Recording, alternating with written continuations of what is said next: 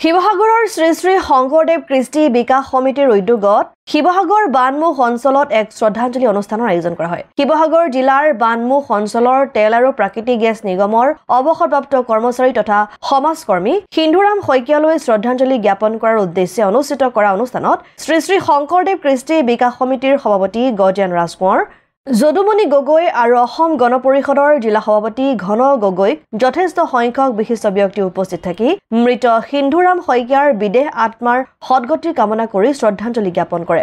উল্লেখ্য যে 10 এপ্ৰিলত ডিব্ৰুগড়ত চিকিৎসাধীন অৱস্থাত মৃত্যু সাৱটি লোৱা প্ৰয়াত সিন্ধুৰাম শইকীয়াই মহাবীৰ চিলাৰাই জুনিয়ৰ কলেজৰ প্ৰতিষ্ঠা কৰাৰ উপৰি শ্ৰী শ্ৰী শংকৰদেৱ কৃষ্টি বিকাশ সমিতিৰ দুটা কালৰ সভাপতিও আছিল।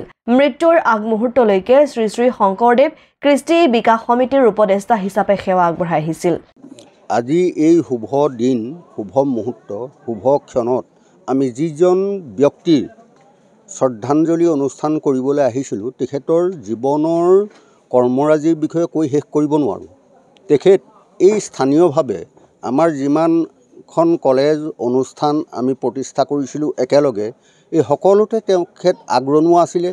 তাৰোপৰি আমাৰ 4টা মৌজাৰ সামৰি যি আঞ্চলিক শ্ৰী শ্ৰী শংকৰদেৱ কৃষ্টি বিকাশ সমিতি গঠন কৰা হৈছিলে, সেইখনত তেখেতে জন্ম লগ্নৰে পৰা ওতঃপ্ৰোতভাৱে লাগি থাকি শেষ সময়ত দুটাকৈ কাৰ্যকাল তেখেতে সন্মানীয় সভাপতিৰ নিচিনা পদ অলংকৃত কৰি ইমান সুন্দৰভাৱে আমাৰ অনুষ্ঠানটো পৰিচালনা কৰিছিলে, ক'বলৈ ভাষা নাই। তাৰোপৰি তেখেতৰ সভাপতিৰ পিছতেই এতিয়া বৰ্তমান তেখেত মুখ্য উপদেষ্টা পদ অলংকৃত কৰি আমাক যিখিনি দিহা পৰামৰ্শ আগবঢ়াব লাগে, আমাৰ ভাতৃত্বসুলভভাৱে আমি সঁচাকৈ তেখেতক শ্ৰদ্ধাৰে স্মৰণ কৰিছোঁ আজি এই শুভ দিনত। যাতে তেখেতৰ বিদেহী আত্মাই সদগতি লাভ কৰে, তাৰ বাবে ভগৱানৰ শ্ৰীচৰণত প্ৰাৰ্থনা জনাইছোঁ। প্ৰাৰ্থনা এইটো জনাইছোঁ যাতে তেখেতৰ অনুপস্থিতিত তেখেতৰ পৰিয়ালবৰ্গ যাতে কোনো দুখত নপৰে, কোনো প্ৰমাদৰ ভাগৰি নকৰি সদায় আনন্দ সাগৰত ঠাই দিয়ক, তাকো ভগৱানৰ শ্ৰীচৰণত আজি আদ্যস্থলীৰ পবিত্ৰ স্থানৰ পৰাই আমি ভগৱানৰ ওচৰত প্ৰাৰ্থনা জনাইছোঁ। তেখেতৰ কৰ্মৰাজি, বিশাল কৰ্মৰাজি কৈ শেষ কৰিব নোৱাৰোঁ। তেখেত বৰ্তমান অৱসৰপ্ৰাপ্ত তেল আৰু প্ৰাকৃতিক গেছ নিগমৰ বিষয়া আছিলে।